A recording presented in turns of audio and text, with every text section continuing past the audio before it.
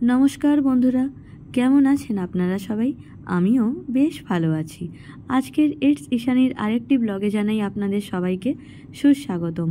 প্রথমেই আজকের ব্লগে কি কি থাকছে তার একটা ছোট্ট ঝলক, এরপর আমরা চলে যাব মেন ব্লগে।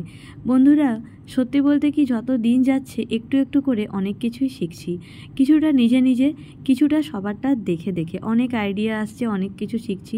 আর তোমাদের সবার ভালোবাসায় কিন্তু আমাদের এই ইটস ঈশানীর পরিবার দিনে দিনে অল্প অল্প করে এগিয়েই চলেছে। আশা করি তোমাদের সবার সাপোর্ট এরকম সবসময় পাশে পাবো।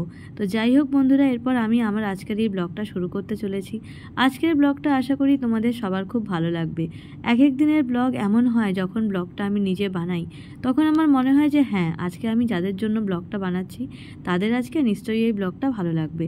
আজকের ব্লগেও কিন্তু অনেক কিছু রয়েছে, তোমরা অবশ্যই আজকের পুরো ব্লগটি দেখো, স্কিপ করে যেও না। কথা দিচ্ছি তোমাদের সবার আমার আজকের এই ব্লগটা নিশ্চয়ই ভালো লাগবে। তাহলে চলো বন্ধুরা, দেরি না করে আজকের ব্লগটা শুরু করা যাক।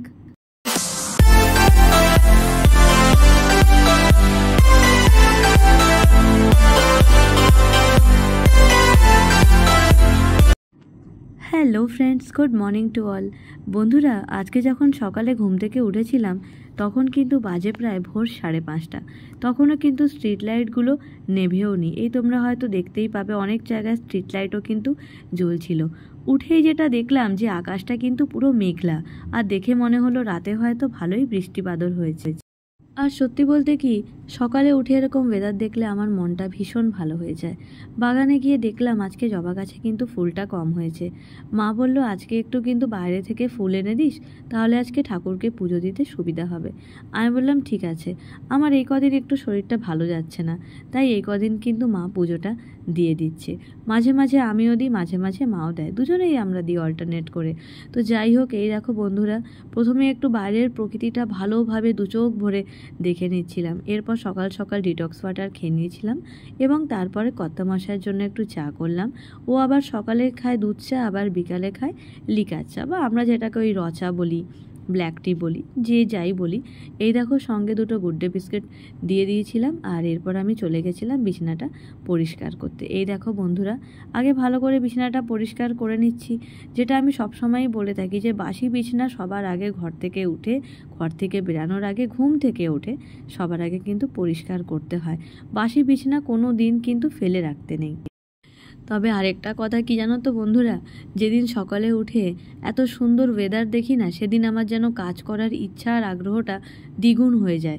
ওই যেদিন সকালে উঠে দেখি যে ওয়েদারটা একদম রোদ উঠেছে, ভালো নয় ওয়েদারটা, সেদিন যেন কাজ করার আগ্রহটা কমে যায়।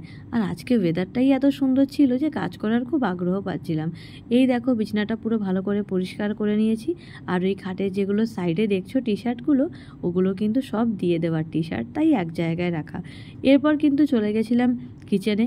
তার আগে একটু বাইরে বেরিয়েছিলাম, একটু কর্তামশাইয়ের সঙ্গে আজকে বাজার করতে গিয়েছিলাম। বাজার থেকে এসে কিন্তু ভাবলাম আগে একেবারে কিচেনটা পরিষ্কার করে নিই, তারপর একেবারে জামা কাপড় ছেড়ে স্নান করে আসবো। তাই একেবারে চলে এসেছিলাম কিচেনটা পরিষ্কার করতে। এই দেখো আগে এগুলো করে নিচ্ছি, কারণ কি বলতো, কিচেনটা প্রথম থেকে পরিষ্কার থাকলে পরে এসে রান্নাবান্না করতে কিন্তু প্রচণ্ড সুবিধা হয়। তাই আগে এই কাজগুলো একটু এগিয়ে নিচ্ছিলাম। রিসেন্টলি একটা কথা খুব মনে হচ্ছে, এই যে আমরা প্লাস্টিকের বোতলে খাই, আমাদের যে স্টিলের বোতল নেই তা না, স্টিলেরও অনেক বোতল আছে, কিন্তু বেশিরভাগ সময় কিন্তু প্লাস্টিকের বোতলে খাওয়া হয়। আজকাল অনেক জায়গায় দেখছি একদমই এই প্লাস্টিকের বোতলে খেতে মানা করছে। তাই আজকেই ভাবছিলাম যে এরপর থেকে সমস্ত প্লাস্টিকের বোতলগুলো কিন্তু একদম আর ইউজ করব না। যা ইউজ করব সব কিছুই স্টিলের দিয়ে ইউজ করব, এতে আমাদের স্বাস্থ্যও ভালো থাকবে। যাই হোক, আপাতত আগে বোতলে জলগুলো ভরে নিচ্ছিলাম। এখন যেহেতু গরমকাল প্রচুর জল লাগে, কিছু বোতল তাই আমরা ফ্রিজে রেখে দিই, কিছু বোতল বাইরে থাকে, যখন খাই তখন একটু মিশিয়ে নিয়ে খাই, কারণ খুব ঠান্ডা জল না খাওয়াই ভালো। আর আমি একেবারে ঠান্ডা খেতে পারি না, তাই একটু গরম ঠান্ডাটা মিলিয়ে খাই।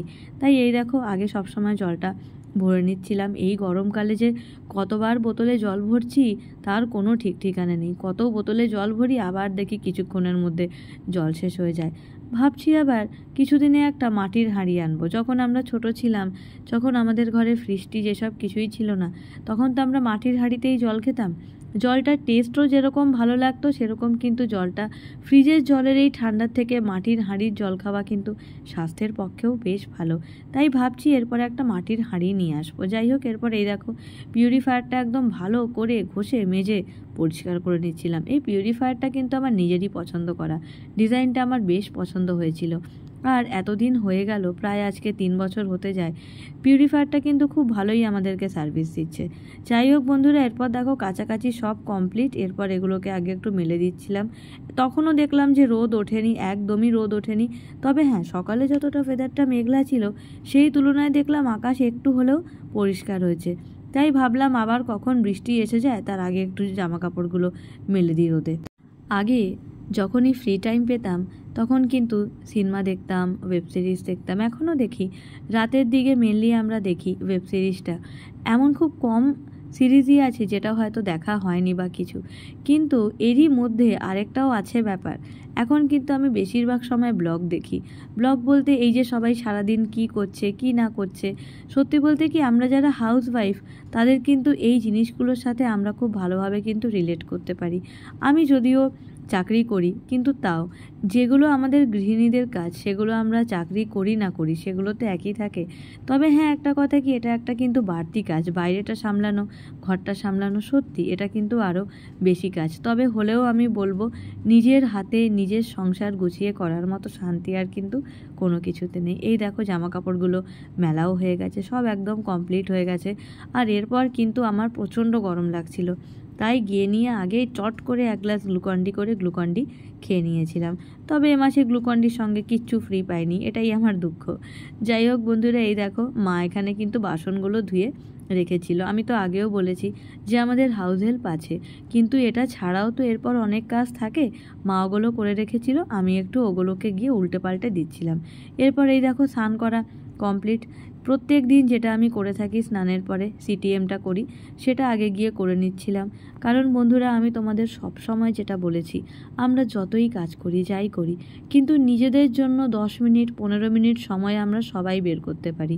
আমরা কিন্তু কেউ এতটা ব্যস্ত নই যে আমরা সারাদিনে নিজেদের জন্য 15 মিনিট কি আধ ঘন্টা সময় বের করতে পারবো না। ব্যাপারটা এটাই যে নিজের প্রায়োরিটির ওপর দেখবে আমরা সব কাজ করতে পারি, কিন্তু যখনই নিজেকে 10 মিনিট কি 15 মিনিট সময় দেওয়ার কথা আসে তখনই কিন্তু আমরা কিন্তু করতে থাকি, অথচ আমরা কিন্তু সব কাজই করি। তাই আমার মনে হয় আমরা যতই যাই করি, নিজের জন্য এইটুকু সময় কিন্তু বরাদ্দ থাকবে। আর এই দেখো তোমাদের জন্য প্রত্যেক দিনের মতো একটা সুন্দর করে একটু আমি পোস্ট দিয়ে নিচ্ছিলাম। যাই হোক, এরপর আগে যেটা করেছিলাম, প্রত্যেক দিন যখন আমি গোপালকে নিজে স্নান করি, তারপর স্নান টান করাই, গোপালকে সেবা করি, খেতে দিই, সব করি। আজকে ভাবলাম গোপালের সিংহাসনটা দেখছিলাম যে কালারটা একটু অন্যরকম হয়েছে, যেহেতু জিনিসটা পিতলের, তাই অন্তত সপ্তাহে একবার করে কিন্তু ভালো করে পরিষ্কার করতে হয়। নাহলে কিন্তু ওই যে গ্লেজটা, চকচকে ভাবটা, উজ্জ্বলতা, সেটা কিন্তু কমে যায়। এই দেখো প্রথমে সুন্দর করে সিংহাসনটা পরিষ্কার করে নিচ্ছি। আর এই পরিষ্কার করার পর রঙটা এত সুন্দর লাগে, দূর থেকে দেখে একদম পুরো সোনালি মনে হয় যেন একদম সোনা দিয়ে তৈরি, এত উজ্জ্বল হয়ে যায় সিংহাসনটা। এই দেখো কত সুন্দর করে একদম পরিষ্কার করে ঘষে মেজে নিচ্ছি।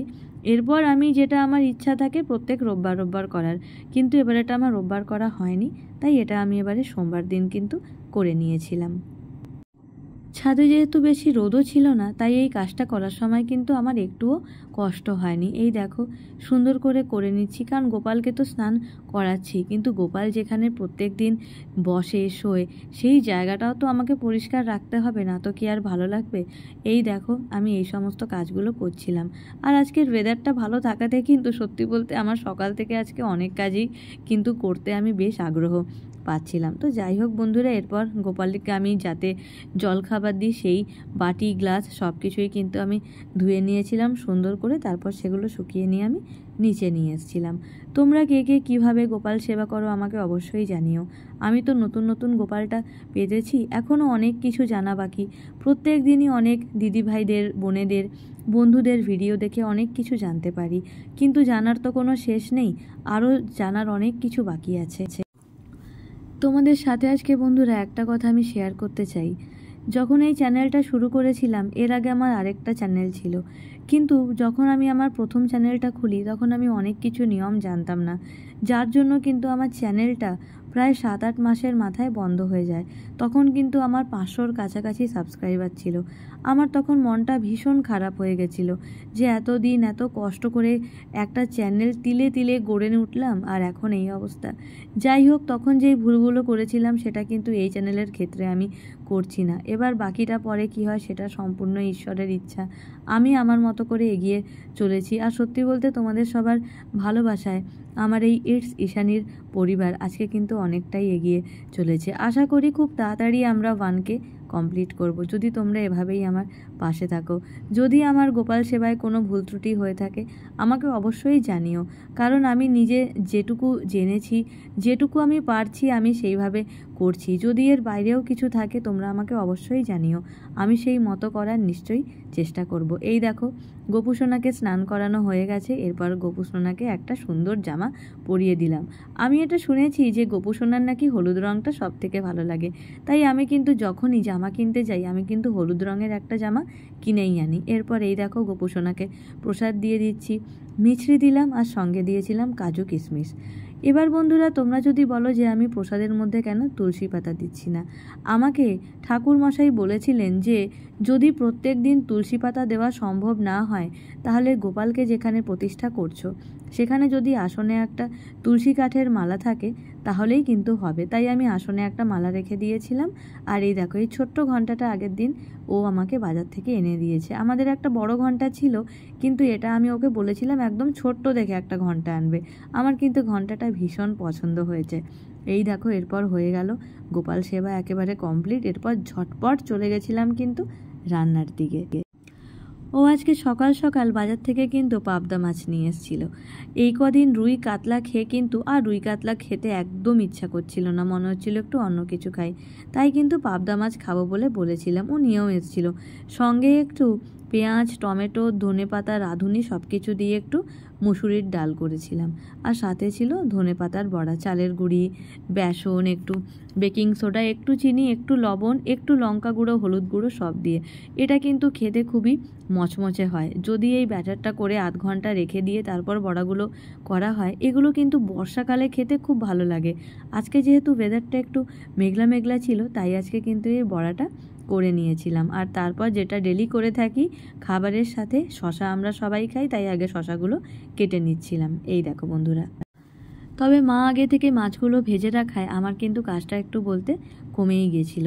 যাই হোক, তারপর মশলা টশলা করে যখন আমি করলাম, আমি আজকে যখন রান্না করতে এসেছিলাম তখন কিন্তু আজকে প্রায় 12টা বাজে, কিন্তু আমার 1:30টার মধ্যে কিন্তু রান্না পুরো কমপ্লিট হয়ে গেছিলো। আর তারপর আমরা কিন্তু খেতে বসছিলাম। তো যাই হোক, দেখো বন্ধুরা, কর্তামশাইকে এইভাবে আজকে সাজিয়ে দিয়েছিলাম ভাত, গন্ধরাজ লেবু, বড়া, ডাল, পাবদা মাছের ঝাল, আর ওদিকে ছিল শশা। ও কিন্তু খেয়ে আজকে বেশ ভালো বলেছিল। তারপরে একটু বন্ধুরা দুপুরের দিকে একটু আজকে ঘুমিয়ে গেছিলাম। যখন আজকে একটু উঠলাম তখন কিন্তু প্রায় তখন 4:30, 4:45 বাজে। দেখলাম ছাদে গিয়ে বিশাল হাওয়া দিচ্ছে, পারলে সব উড়িয়ে নিয়ে যায়। যাই হোক, তারপর সব জামা কাপড়গুলো উঠিয়ে আনলাম, উঠিয়ে এনে সব এক এক করে কিন্তু পাট করে রাখলাম। সুতির জামা কাপড়ের একটাই জিনিস, যদি সুতির জামা কাপড় উঠিয়ে আনার পরই সাথে সাথে পাট করে রাখা না হয় বা যদি উল্টো পাল্টাভাবে পাট করা হয়, পরে কিন্তু সেগুলোতে দাগ পড়ে যায়, তখন কিন্তু পরলে দেখতে খুব খারাপ লাগে। কিন্তু যখন আমরা উঠিয়ে আনি তারপর যদি একটু টান টান করে পাট করা হয় তাহলে কিন্তু দেখতে বেশ ভালো লাগে। তাই আমি যখনই জামা কাপড় উঠিয়ে আনি সুতির জামা কাপড়গুলো কিন্তু একদম টান টান করে পাট করার আমি চেষ্টা করি। প্রথমে যখন ব্লগ বানানো শুরু করেছিলাম তখন ভাবতাম যে ডেলি ব্লগে কি এমন দেব, কি দেব, ডেলি ব্লগের কন্টেন্ট কি হবে। কিন্তু সত্যি বলতে যখন এই ডেলি ব্লগগুলো বানানো শুরু করলাম তখন দেখলাম কন্টেন্ট এত আছে যে ট্রিম করতে করতে বুঝতে পারি না যে কিভাবে একটা 40 মিনিটের 50 মিনিটের ভিডিওকে কেটে শর্ট করে 15 মিনিটে, 10 মিনিটে, 12 মিনিটে আনবো। সত্যি তখন এগুলো কিন্তু বোঝা যায় না। এই যে এত এত কাজ, কোনটা ছেড়ে কোনটা নেব, এটা সব সময় কিন্তু সত্যি বলতে খুব ভাবতে হয়। আর এক এক সময় নিজের যেই কাজগুলো করি সেগুলো করে নিয়ে মনে হয় যে এগুলো যদি সবার সাথে শেয়ার করি, আশা করি আমার যখন ভালো লাগছে সবার ভালো লাগবে। এই দেখো, কর্তামশাইয়ের আগে এখানে টি শার্টগুলো ভালো করে আগে এখানে পাট করে নিচ্ছিলাম, কারণ এগুলোকে কিন্তু আয়রন করা যাবে না টি শার্টগুলোকে, তাই এগুলোকে আগে সুন্দর করে কিন্তু পাট করে নিচ্ছিলাম। তোমরা যারা নতুন ব্লগিং চ্যানেল খুলেছো বা খুলতে চাও তাদের উদ্দেশ্যে আমি একটাই কথা বলবো, হাল ছেড়ো না। আমি নিজেও কিন্তু মাঝে মধ্যে বড্ড নিরাশ হয়ে যাই। ভাবি এত ভালো ভালো কন্টেন্ট দিচ্ছি, কিন্তু সেই 2, 5টা 10টা করে সাবস্ক্রাইবার বাড়ছে। কিন্তু এক এক সময় ভাবি যে কোনো জিনিসের প্রতি একটা সাকসেস আসতে তো একটু সময় লাগে। কারোর হয়তো একটু আগে আসে, কারোর হয়তো একটু পরে আসে। তো সেটার জন্য আমাদেরকে অপেক্ষা করতে হবে, সেটার জন্য কিন্তু হাল ছেড়ে দিলে হবে না। আর আমার মনে হয় ইউটিউব একটা এমন প্ল্যাটফর্ম, এখানে যদি আমরা হাল না ছাড়ি, যদি আমরা এখানে চেষ্টা করে যাই, এখানে কিন্তু আমাদের সাকসেস আসবেই। সেটা 1 বছরে হোক, 2 বছরে হোক, 5 বছরে হোক, কিন্তু আমাদের হাল ছাড়লে চলবে না। তাহলে যাই হোক বন্ধুরা, আজকের আমার এই ভিডিওটা কিন্তু এই পর্যন্তই। এরপর কিন্তু বিকাল থেকে আজকে এখানে প্রচণ্ড ঝড় বৃষ্টি হওয়ায় আমি কিন্তু ব্লগটা আমার মঙ্গলবার এটা আপলোড দেবার কথা ছিল, আমি কিন্তু আপলোড দিতে পারিনি, কারণ আমাদের এখানে ওয়েদার খুব খারাপ ছিল, প্রচণ্ড ঝড় বৃষ্টি হচ্ছিল। এটা আমি বুধবার দিন আপলোড দিলাম। আর তোমাদের সবার উদ্দেশ্যে আমি একটা কথা বলি, আমি কিন্তু প্রত্যেক দিন রাত্রি বলবো না, সন্ধেবেলা 8টা থেকে 9টার মধ্যে ব্লগটা আপডেট দেওয়ার কিন্তু চেষ্টা করি। তাই তোমরা ঠিক ওই সময়টাতেই আমার চ্যানেলে কিন্তু নজর রেখো। আজকের ব্লগটা এখানেই কিন্তু শেষ করলাম। তোমরা সবাই খুব ভালো থেকো, সুস্থ থেকো। আর যারা নতুন, আমার চ্যানেলকে সাবস্ক্রাইব করে প্লিজ এই জার্নিতে আমার পাশে থেকো। আর যদি ভালো লেগে থাকে তাহলে প্লিজ আমার এই পরিবারের নতুন সদস্য হয়ে যেও। তাহলে সবাইকে টাটা, আবার চললাম, আবার দেখা হচ্ছে নেক্সট ব্লগে। আর এই দেখে নাও বৃষ্টির ওয়েদার যেতে যেতে, টাটা।